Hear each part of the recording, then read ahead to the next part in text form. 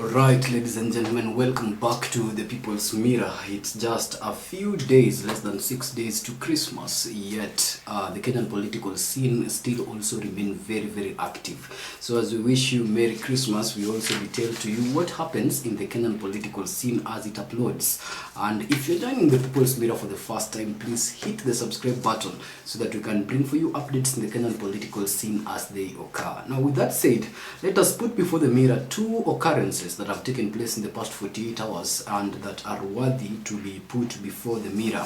Number one, and our main story is now the explosive statements of both Waiguru and Kuria. Moses Kuria has now told the united opposition that in case they need the key to oust President Ruto from office in 2027, they shouldn't look any further. They should just go straight to Moses Kuria and he will deliver for them the ruling formula that will oust President Ruto out of the seat in 2027. Waiguru, on the other hand, has declared that she has to become the president of this country one day, and that one day is not so far off, but she maintains it's not 2027 either. However, she puts a pointer that she has always been lucky not to be on the losing side, and so she hopes that when that time comes that she declares her bid to become the female president of the Republic of Kenya, she will win. But those stories will form our major stories later. First, let's take a look at this particular political exchange that has been taking place between Ruto and Kalonzo, and it started somewhere very briefly during the Kiamu rally and the Kiamu Independent Church occurrence, where President Ruto first attacked Kalonzo, and later on Kalonzo replied while at Mukuru, and now President Ruto again went to Mukuru and replied back to Kalonzo. So we'll first put that before the mirror before we go to our main story. So let's start from the beginning. If you're joining the People's Mirror maybe at this episode, then prior to this episode you might not have interacted with that story. Now there was a background story to it, and I'll start from the background story. This was the background story. The background story was that the united opposition is being viewed by the ruling party right now, the UDA party, as something that if sustains itself up to 2027 then might project a major threat. Now, in the very beginning, the first threat in this particular camp of the united opposition was Gachagua, to the extent that Rigathi left the ruling government with certain secrets which were part and parcel of that ruling government. And so Rigathi's rampaging tour over the country and even abroad with the names of President William Ruto put that particular camp at a place of discomfort. Now the by-elections came, the Mbeere North, the Malava, in such like places. Prior to that, people termed the by-elections as the referendum test of whether or not Rigathi Gachagua or Ruto still holds the ground. Of course, if it went the Ruto way, then it would have confirmed to a certain number of Kenyans that Ruto still has a grip of the country. But if it went to Rigathi Gachagua way, then it would have confirmed that he might have left the confines of government, but he was still a strong candidate on the ground. Now the referendum went the way it did, and without saying much about it, it has somehow reduced the influence or the center stage position of Rigathi Gachagua in the united opposition map. Now, who has been left in this center stage? Kalonzo Musyoka has stepped into this center stage very timely. Timely fast, because this is 40th year in politics. So if you are looking at it from a biblical aspect of it, then this is the 40th day after fasting for Kalonzo now to receive the blessings of the Lord. But beyond that, Raila has just now exited the scene, and for 15 years Kalonzo has been hiding under the shadows of Raila Odinga, whether voluntary or involuntary, we cannot say, because those are political arrangements, but his star shining as a political leader within the arrangements that they have previously had was somehow shadowed by the presence of Raila Odinga. And with the by-elections putting Rigathi Gachagua in his particular docket away from the center stage of the united opposition, Kalonzo has now stepped at that particular position as the sober, calm statesman with 40 years experience that, if supported and with enough support of the Kenyan people, including both resource-wise and vote-wise, can face President Ruto in 2027. Now, President Ruto's camp still maintains that there is no strong candidate that can actually oust him in 2027 now that Raila Odinga has died. Those are statements that Ruto's camp, including him, are quoted to have said before. But now the united opposition arrangement that leaves Kalonzo on the center stage has people questioning and talking. This includes even the members of the ODM party who are feeling like if Kalonzo could just properly arrange his particular friendship, then they could get into a particular marriage with Kalonzo ahead of 2027 to deliver this child the win of 2027 leadership away from Ruto. So people are unsettled with Ruto, but they're looking at the united opposition and they do not see any other option sound enough other than Kalonzo.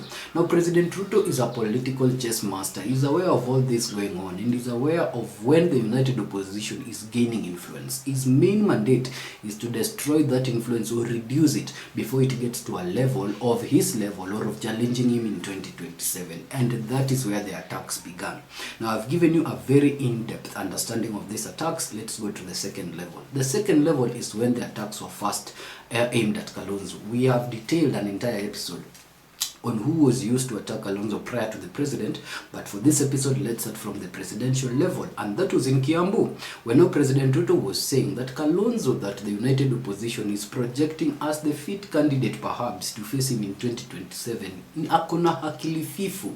And in those terms, he said Kalonzo, who could not even deliver a tarmac road to his homestead, is now the hope for Kenyans to deliver roads as development to the Kenyan people. Now, a lot of reactions have been made to this particular statement, which we'll take a look at later, but let's develop it. So at that point, that was the first attack. Now, Kalonzo went to Marugaini in Mukuru phase 2, and there was an eviction that was intended to be done in this particular area as part of building these new structures for affordable housing. Now, according to Kalonzo Musyoka, the eviction did not meet the requirements that are set standards internationally for an eviction to meet, and even the guidelines that the Kenyan Republic uses when it comes to eviction. So Kalonzo promised the people of this slum that he would defend their interests, that he would be there even if the bulldozers came, that he will form a battery of lawyers and move to court and defend them in the face of this particular impunity. And he said that building affordable housing and these particular structures in a slum without a prior process of eviction and compensation disrupts the lives of the slum dwellers. And so he committed that as part of the united opposition mandate of actually valuing the people, he was going to ensure that these people are not evicted from this particular piece of land. Now, while finishing this particular promise to the people of Mukuru, Kalonzo also said, or rather responded to Ruto, and said that while Ruto was talking about him not building roads, he asked Ruto to confirm whether or not he did not have any hand in the Kibwezi-Kitui road that also connected the country all the way past Isiolo Marsabit all the way to Ethiopia. And he said that that was actually a road that was started as a result of his position as the vice president in the Kibaki government. Now, he said that instead of President Ruto having used the time in Kiambu to pray, President Ruto used that time to attack him. Now, let's make a comment here. Political comments have been made on this particular position, or rather this attack between Ruto and Kalonzo.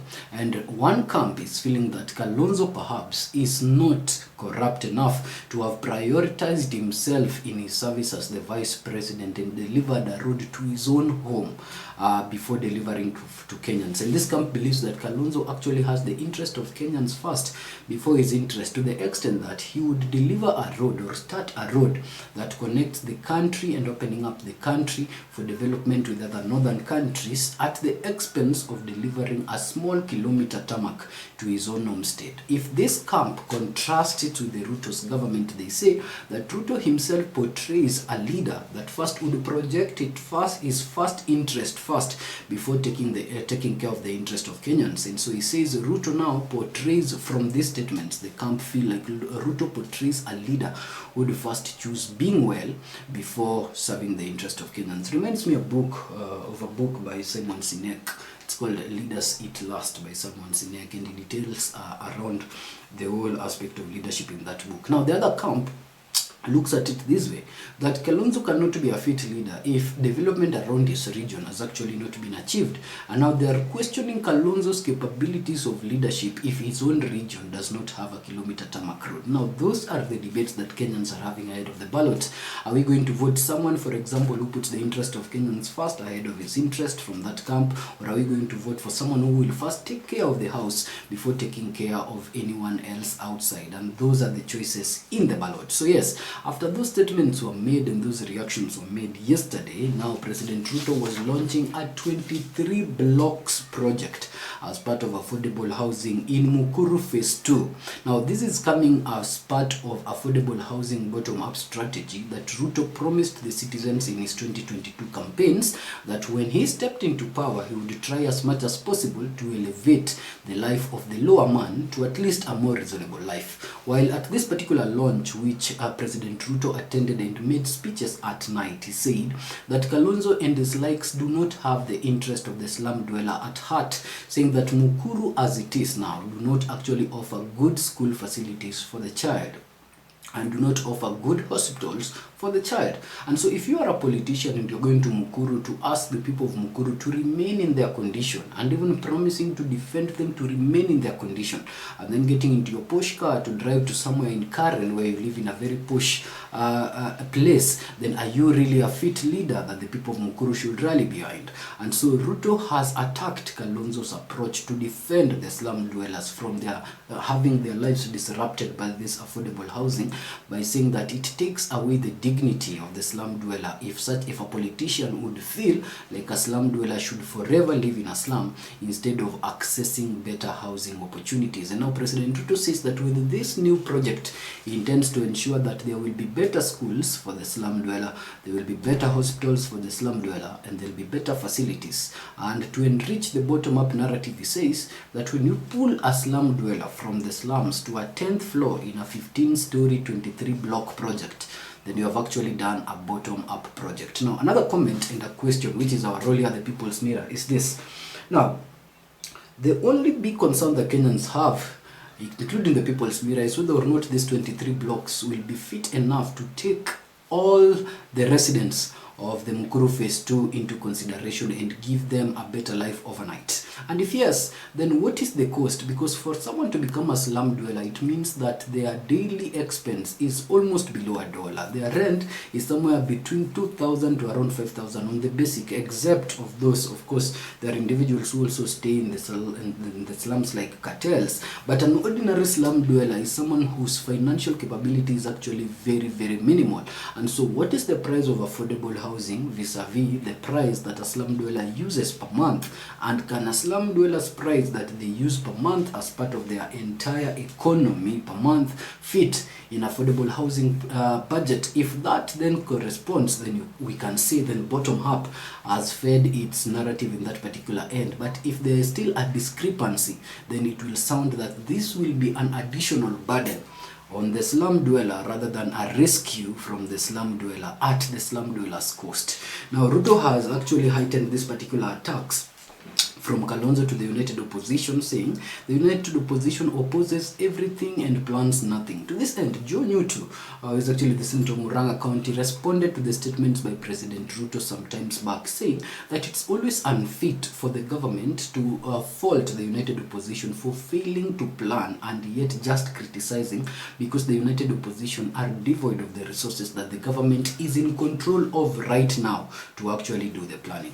And so he says, Joe Nyutu, while attacking the president, quoting the United Opposition for being criticizers rather than planners, to say that if the president could only hand over the resources of the state to the United Opposition for a period of 1 year and compare and contrast the results of his administration to the United Opposition's administration within that period of 1 year, he will be shocked. And now this is the main mandate that the United Opposition is walking into 2027 campaigns with, asking the Kenyan person to decide how to give resources, whether to give resources back to President Ruto to deliver his projects for another 5-year period, or to hand these resources to the United Opposition so that they can also approve their bid. Now, he now presents these 23 blocks as, of course, the alternative to slums living. And the question, as we asked, will this fully accommodate the slum dweller? Kalonzo accused Ruto of disrupting the lives in the slums, as you remember. Now Ruto is saying that it is only making these lives better. So these critics of the United Opposition also still fault Ruto for doing business with public resources. Of course, this has not been really confirmed because they have not produced any evidence. But you can see that when the united opposition is largely attacking the projects of President Ruto, their basis of the attack is that where does this land come from? It's public land. Where does this resources come from? So they are attacking President Ruto for continually doing business with public resource. But Ruto in this particular launching said something very interesting. And let's take this very slowly. In this particular launching, Ruto said that previously, traditionally, governments have thought that the only way to steer development is when you have, of course, cutting deductions from taxes and when you borrow. But he has come up with a very innovative idea. President Ruto now says he has come up with a very innovative idea of working with the private sector to actually steer development. To this end, Ruto says that Talanta Stadium has been built without being anywhere in the budget as a result of public-private partnerships that they got into. He also says that Bomas of Kenya will be completed sometime in March, currently being built without any budget allocated to it, and so that is also as a result of another private partnership, public-private partnership. And he says this PPPs is now the current world movement, that the Kenyan man does not have to be taxed more, neither should we borrow more, but then we can get into arrangement with the private parties to deliver the Singapore dream.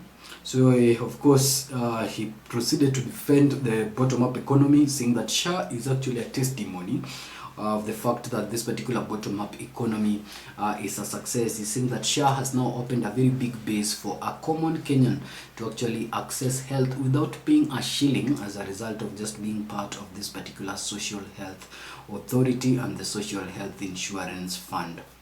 Now, while defending this particular economic shift that he says now does not require deductions from taxes and excessive borrowing, Ruto said that under his government they have come up with the two funds that will steer this particular economy to a Singapore-like economy worth 5 trillion Kenyan shillings in budgetary allocations. So he talks of National Infrastructure Fund, which will see to this, and the Sovereign Wealth Fund as two funds that they are now working with heart in heart to actually deliver this country's dream of becoming Singapore. He quoted, as I said, two projects that they have done with these funds that have not gone into the budget, and that is the Raila Odinga Stadium, and of course now this particular issue relating to the Bomas of Kenya constructions. So he attacked Kalonzo, of course, saying that when he asked Kalonzo, and here is where now the attack of the Ruto Kalonzo explosion goes on. While he was finishing this particular hefty promises and was launching these 23 blocks, he called the united opposition bure kabisa, watu wa chini, and he tells them that ni watu hafifu sana, and coming into the 2027 elections, of course they will lose to Ruto. But Ruto also heaved on his attack to Kalonzo, saying that while he said that Kalonzo had been in service for 50 years, Kalonzo defended himself and said he'd been in service for 40 years, and so he accepted Kalonzo's correction. But he still asked Kalonzo whether or not he constructed the road to his home within those 40 years. And while at it, he also said that Kalonzo tried to defend himself, that he came up with the Kibwezi-Kitui road that links the country to Isiolo Marsabit into the northern Ethiopian country. But he says now, Ruto says that people should confirm and Google who actually built that road. Now, we did a little bit in-depth analysis in this road, and it turns out that the road was started by Kalonzo sometimes back, but out of resource constraints, the road was not fully constructed. And so as a result of the Uhuru Kenyatta government, Ruto and Uhuru Kenyatta finished that particular road. So this road has both the interest of Ruto and Kalonzo in it. Kalonzo is fair enough to say that he started it, but he didn't finish it, and Ruto is fair enough to say that he built it. But that notwithstanding, the question still remains, should Kalonzo have built a road to his home within his 40-year in service as the vice president, or should Kalonzo have not? Away from that particular Kalonzo Ruto tuft, let's go to another story. And on the other story, we just want to briefly take a look at the statements that were made by Moses Kuria. Moses Kuria says that he does not really concern himself with two-term and one-term ideologies, but he concerns himself with one thing steadily, and this is the fact that he does not want Kabila to take a center stage. And so while attacking the united opposition, he heavies back on the statements that were also said by Mudama, that the approach should not be an approach that divides Kenya, but an approach that unites Kenya. So he tells the united opposition that there is no space for tribal politics, and if they actually just need a ticket to oust Ruto, then they should not do much, but they should look for Mr. Kuria, and he will give them that ticket to oust Ruto immediately. He tells the politicians that watachomeka vibaya sana binguni because of how they are putting power as a first priority over the interest of people, and says this cuts across board. So he now says he supports the Singapore idea. Moses Kuria actually says that he's the first person who came up with the Singapore idea. And he says that while he came up with the Singapore idea, he just wanted to do it for Kiamu County. So Singapore has a population of around 6 million people. Kiamu County had a population of around 2.4 million people. So he believed that he could have actually delivered a small Singapore within Kenya. And now he still believes that he can go to Singapore ahead of the Kenyan people by delivering that to Kiambu. He says it's a very good idea and a doable idea, where he says before that is done, then there has to be actually passengers in this bus, and passengers are the citizens. And so unless the life of the citizens feels like it's tilting towards a Singapore environment, creating infrastructure that looks like Singapore and does not translate to the life of the citizen is meaningless. Waiguru, on the other hand, declares that one day she will become president in this republic, and that day is not so far off. And she says that previously she has been lucky enough to actually be on the side that wins. Now she intends to penetrate all the counties of the central Kenya part to actually ask them to support William Ruto's second bid. She has asked them that if he comes to their doorstep, they should kindly open for her. Now she says that this particular ambition is not pegged on 2027, because on 2027 she still wants to be in the political scene, but alongside someone. However, post 2027 it is not so far off. Now these statements have been interpreted as Waiguru's calling for an inclusion into the next arrangement, and this inclusion involves the position of the deputy president. Now while Ruto is still left with the choice of making a decision on who will become his number 2 in 2027's campaign, we are having from the mountain region now an option of both Kindiki and Waiguru. Waiguru, who has served in 2 terms as a governor, and who is also taking in the female card from this particular region, and who believes can deliver a particular amount of votes to President William Ruto's camp, is offering as an alternative to Kindiki, who has been a senator and is currently serving in the position as the deputy president. Now, away from the mountain, of course, these interests are also being looked at in the western part, where Nyanza Wanga's interests are being talked about as the conversation that the ODM will bring to the table. In the western region part, there is also conversation of Mudavadi still eyeing that position next to Ruto in 2027. But beyond that, Aden Duale, who is now facing a lot of clashes, which will be the basis of our next episode, stay tuned to find it, is also hoping that from the northern area, finally, a deputy president can come from it. So Waiguru's introduction into this particular race just adds up to options, or adds up to the options that Ruto has in 2027 when it comes to the second position as the deputy president of his camp. It's been a pleasure, ladies and gentlemen, recapping for you the attacks that, of course, were witnessed in Mukuru Phase 2, where Ruto has now responded to Kalonzo. As we wait for what Kalonzo will say to Ruto, keep it to the people's mirror, because today we will recap to you a lot of episodes of what has happened and what is happening in the Kenyan political scene. Until our next episode.